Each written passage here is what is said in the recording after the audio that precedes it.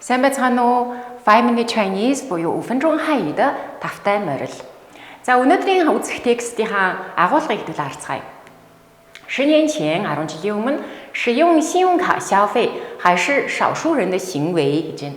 За使用ашиглах тийм ээ. 信用卡гэдэг нь кредит карт буюу зээлийн карт гэсэн үг.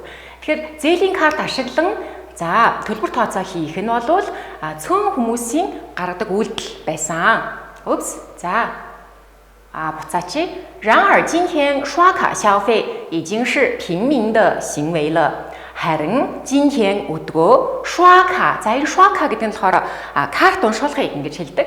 За карт уншуулан төлбөр тооцоо хийх нь бол аль хэдийн平民буюу энгийн ардын үйлдэл болсон гэдэг нь одоо нийтлэг одоо үйлдэл болсон гэдгийг ингэж хэлж байгаа. За энгийн ардууд яадаг вэ болсон бэ гэхээр刷卡карт уншуулах ихээр уншуулдаг болсон гэсэн санаа.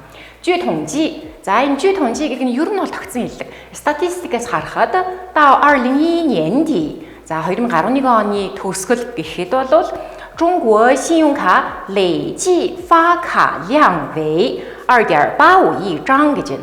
За тэгэхээр хятадын зээлийн картын буюу кредит картын өссөн дүнгээр буюу нийт гэсэн санааг ингэж хэлж байгаа.累计нийт буюу өссөн дүнгээр发卡量гэдэг нь гаргасан картын хэмжээ нь бол хэд болсон байсан гэхээр为 2.85 亿张. За 285 сая ширхэг байсан юм аа.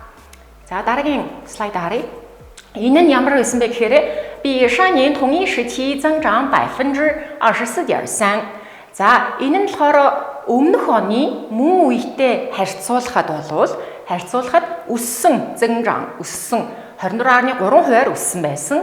调查显示 за бас сонин одоо нийтлэл дээр бол маш их өргөн түгээмэл гардаг үг. 调查гэдэг нь судалгаа гэсэн үг. Судалгаанаас үзэхэд бол 商场、超市、购物中心是消费者使用信用卡最多的地方гэж байна. За тэгэхээр судалгаанаас үзэхэд бол шопинг моллууд тийм ээ супермаркетууд болон худалдааны төвүүд бол 消费者гэдэг нь болохоор consumer буюу хэрэглэгчдийн зээлийн карт ашиглах хамгийн их ашигладаг газар нь байсан юм гэж. За тэгэхээр өнөөдрийн унших текст бол энэ текст байгаа. За тэгээд текстээ багшаагаа дагаад 15 удаа уншаарай. 10年前使用信用卡消费还是少数人的行为。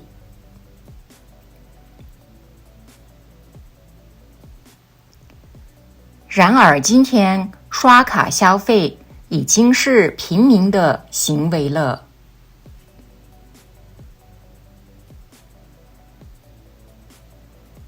据统计，到2011年底，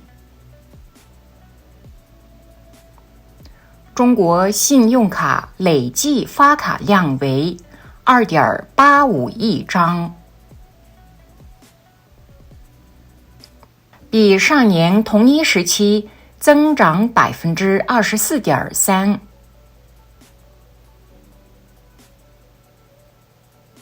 调查显示，